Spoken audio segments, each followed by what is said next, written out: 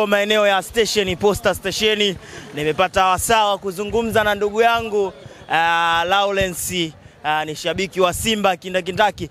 Jana yameweza kutolewa waamuzi ambao wanachezesha mechi ya dabi. Hii imekuwa surprise sana kwa watu bila kutegemea.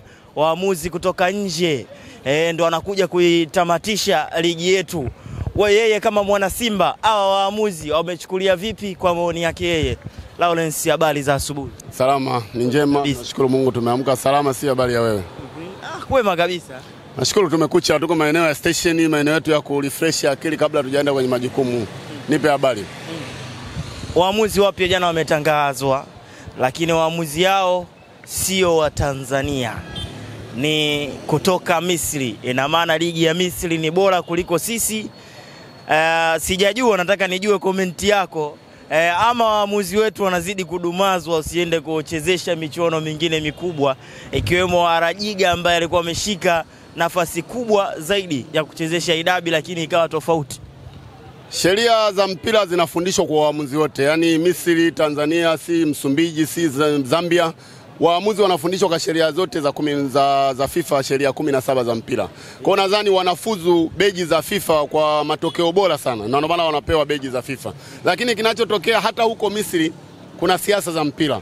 Ndio ambacho kimezalisha jambo hili ambalo tunapata marefa kutoka nje. Kwa sababu hata dabi yao inakuwa na changamoto. Uliona dabi watu waligairi kucheza kwa sababu walikubaliana marefa watoke wapi? Watoke nje. Kwa sababu marefa ndani ya Misri siasa za dabi yao zimeingia. Ndio ambayo nayo siasa imekuja kuingia kwenye mpira wetu, na ndio jambo la hatari ambalo mimi nilikuwa naongea kusema kwamba tunakoupeleka mpira wetu sio eneo zuri. Leo hii unapoleta watu wa nje kupata ajira kwenye mechi kubwa kama hii, ikiwa vijana wa Kitanzania wapo ambao wamesoma, wamefuzu kuwa marefa lakini wanashindwa kupata nafasi ya kuchezesha dabi kama ambayo ndio taswira ya mpira wetu, tayari ni janga kwa nchi yetu, ni tatizo, kwa sababu tunapambana kutengeneza kiwanda, kutengeneza ajira ziwe nyingi. Leo hii kiwanda cha mpira kimekuwa ajira kubwa. Ukiangalia TV online, ukiangalia kwenye vipindi vya TV, wanazunguka watangazaji zaidi ya 6-7 wamepata ajira kulingana na mpira. Lakini tunapotaka kupeleka mpira kiwanda hiki tumetengenezwa, mwisho wa siku wanaonufaika wanakuja kunufaika watu wa nje. Ni jambo baya na ni masikitiko kwa mpira wetu, lakini hatuna budi kwa sababu tumetaka kufika hapa. Tumetaka kuingia kwenye uhasama. Kuna watu ambao wanataka matokeo nje yale ya uwanjani. Unamlipa mchezaji, unamlipa kocha, unagaramia timu nzima kulingana na basic ulionayo. Hela nyingi sana, mabilioni na mabilioni, lakini napotokea tayari matokeo unataka uwatengenezee matokeo, ni hatari na ambako tumefikia hapa. Kwa hiyo kuja marefa kutoka nje tumeyataka wenyewe kulingana na matendo yetu, kwa sababu mpira hatutaki kuwa huru. Mpira ni kama umeshikiliwa. Kwa hiyo tukiushikilia mpira sheria za kukatatu. Ukiushikilia mpira utakuadhibu tu. Kwa hiyo tumeushikilia mpira, mwisho wa siku matunda tunayovuna ni haya. Ni janga kwa mpira wetu. Janga kwa mpira wetu, mimi nasikitika, ni janga, sio jambo zuri. Sio jambo zuri kwa kweli. Ndio. Tuelekee kwenye mchezo wenyewe sasa humo ndani. Waamuzi kutoka nje, watu wanafikiri haki itaenda kutendeka, lakini kuna baadhi ya watu wameingia unyonge, huenda marefa wameingizwa na watu fulani, ndio maana wanafurahia. Na moja kati ya upande ambao wanasharadia sana kuhusu refa toka alivyotangazwa ile jana ni watu wa Yanga African. Moja kwa moja watu wakapelekea mashaka, huenda hawa ukaenda kunufaika zaidi na waamuzi wa nje kuliko timu pinzani, nikimaanisha Simba. Ni vizuri, ndio siasa za mpira wetu, lakini hii mechi imepoteza mvuto, imepoteza namna ambavyo spirit yake inavyokuwa Simba na Yanga. Hata ikitokea dabi inavyokuwa, timu moja iwe bora sana, nyingine isiwe bora, lakini inakuwa na mvuto. Dabi imepoteza mvuto. Wakiongea hivyo niseme labda kwa sababu wamezoea miamala, kwa sababu mpaka leo hii wanasema inawezekana kwenye simu zao message zinatumwa kwamba ile hela tuliyokutumia rudisha kwenye namba hii, kwa sababu tumegundua refa sio wewe wa hii mechi. Kwa leo hii mtu anapolalamikia marefa kutoka nje ambao watakuja kuwa neutral, anawalalamikia, ina maana tayari ana shida zake ambazo anazifanya kwenye maamuzi ya mpira huu. Ni jambo ambalo limeamuliwa kuwa neutral. Lakini katika mechi hii ndio maana mwanzo walivyotangaza tarehe 25 kutoka tarehe 15 nilisema Simba tupeleke timu kwa maslahi ya mpira, tupeleke timu kwa ajili ya kuokoa mpira. Mpira ulipofikia umeshakuwa na ombwe kubwa. Nani wa kuokoa mpira? Ukisema ushike panga, sababu Yanga alishika panga na Simba naye ashike panga, mpira tunaopeleka kwenye janga. Hao wanaoamini kwamba marefa wamekuja wengine wanasema kwamba hawana imani nao, mimi niseme tu wasiwe na wasiwasi. twende uwanjani. Sisi Simba tunaenda kwa ajili ya kukamilisha ratiba. Na maana mechi ya juzi watu wasema ndio mechi yetu ya mwisho kwa ajili ya kumaliza msimu huu. Hiki kipolo kinatakiwa kiwe kabla ya ligi kumalizika. Lakini kipolo kinapokuja baada ya ligi kumalizika ni makamilisho ya ratiba. Unaona hata wachezaji wenyewe wa Simba wameshamaliza msimu, hawako kwenye morali ya mechi, hawapo kwenye mudi ya mpira. Ni kama tu wanakamilisha ratiba, wanapelekwa kwa sababu ndivyo ratiba inavyosema. Kwa hiyo mimi kwa mechi hii Yanga wasiwe na wasiwasi. Twende tukawakabidhi kombe, tuangalie hesabu zingine za msimu unaokuja. Mimi kama Simba na Simba mashabiki wa Simba tulio wengine tushaona mpira umeshapoteza ladha. Hao wanaotaka matokeo yao upande wao wa Yanga, twende tukamalize mechi, wabebe kombe ili wafurahi kwa sababu ndipo mpira wanavyotaka. Mpira tunaupeleka ambako sio sawa. Kiwanda hiki kimekuwa kikubwa. Kiwanda cha mpira kimetengeneza ajira kwa watu wengi. Kiwanda cha mpira ni urafiki na sisi tunaishi pamoja. Leo umefungwa unafurahi. Tumefungwa zaidi ya mara 4. Tumefungwa goli 5. Sio kitu cha ajabu, ndio mpira unatakiwa uongee. Lakini usifike stage kwanza kulazimisha kwamba iwe hivi. Unafika stage mpaka watu wanazuia watu wasifanye mazoezi. Madudu ambayo hapo. Yaani mchezo uko live, mchezo uko kwenye hatua ambazo unasimamiwa, lakini wanafanya mambo ya ajabu utafikiri mpira wa makaratasi mtani. Ni vituko ambavyo havipendezi. Kwa hiyo mimi kwasema kwa mechi hii sisi kama Simba tunaenda kukamilisha ratiba na tunaenda kuokoa mpira. Kwa sababu mpira uko kwenye zamana ya mikono ya Simba. Simba akisema tena asiende kupeleka mpira, tutaingia kwenye vurugu kubwa ambazo hata FIFA wanaweza kufikia kuanza kuufungia mpira.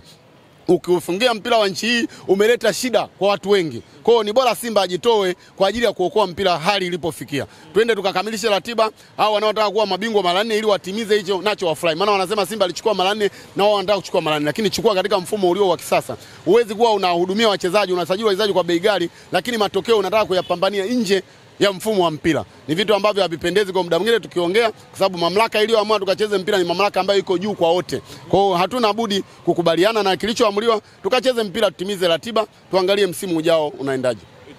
Ikitokea kwamba Simba ameweza kumfunga Yanga African, ina maana akimfunga anakuwa bingwa moja kwa moja wa ligi kuu.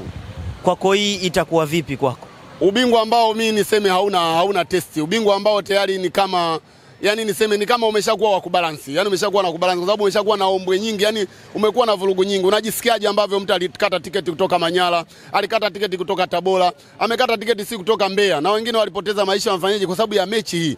Leo hii mechi imetangaza, mtu hajiulizi tena kupanda basi aje kwa ajili ya kuangalia mechi. Mechi ishapoteza ladha. Kwa hiyo hata Simba ikitokea ameshinda si achukue ubingwa, lakini sina imani hiyo.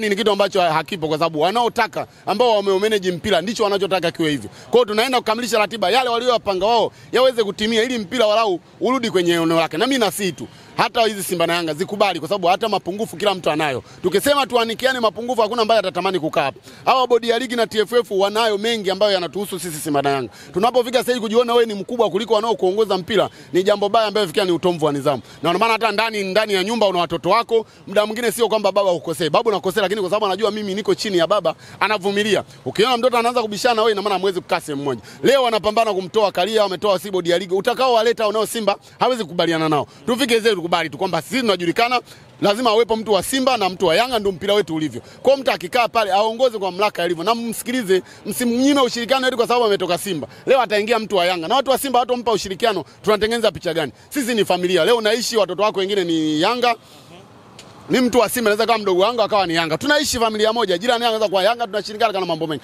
Tusipandikize mbegu mbaya ambayo mimi sitaki kuiona. Tufike sasa kuanza kuumizana kwa ajili ya mpira. Mpira ni matokeo uwanjani yanaisha, baada ya hapo tupari tuwe pamoja kwa ajili ya maisha yaendelee.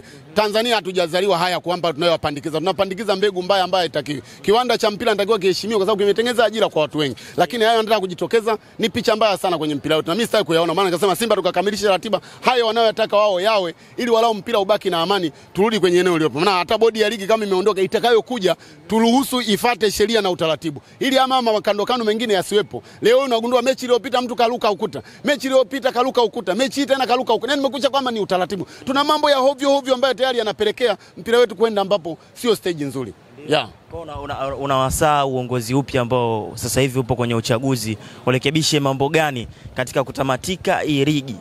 Uchaguzi wenyewe tayari ushaingia na wingu jeusi, ni purukushani kivyetu na mpira wetu. Mara watu wanamtishia ajiuzuru, si afanye waweke watu wao. Sasa unapoweka watu wao unakuja kuongoza mpira wa watu wote na usikae ukaongoza utarajia kila mtu ataunga mkono. Kwamba ambacho wewe ukipendi lazima ndio kiwepo kwa wakati huo. Leo ukisema uondoe Kalia ukaweka mtu wako wewe mtu wa Yanga, watu wa Simba hawezi kukubaliana naye. Tutakapofika tayari ligi tunaenda kuiweka katika mazingira ambayo hayako happy. Viwanja vinatakiwa kujaa. Azam ameweka hela nyingi, anatakiwa kuonyesha ili mechi iwe bora, anatakiwa kuonyesha ukambi na watu wengi. Lakini leo hii hata mechi ya kesho sitarajii kama ina watu wengi. mengi. Mimi mwenyewe nasema twende uwanjani, lakini sitarajii kama nitakata tiketi. Timu itakuwepo, nadhani nitaiangalia kwenye TV japo sitokuwa kazini, lakini sina morali wa kwenda uwanjani kwa sababu tayari mechi haiko upande wangu. Mwili hauko tayari, japo akili inanisukuma kwamba tusapoti mpira ukachezwe kesho ili kuokoa mpira wetu. Wewe umeikatia tamati mwa. Sijaikatia tamaa. Mimi nishamaliza msimu bora. Simba msimu ni msimu bora sana. Kwa udhamini wa timu 8 ambazo zinagawa magoli 5-5, ingekuwa Simba hajasimama imara, ingekuwa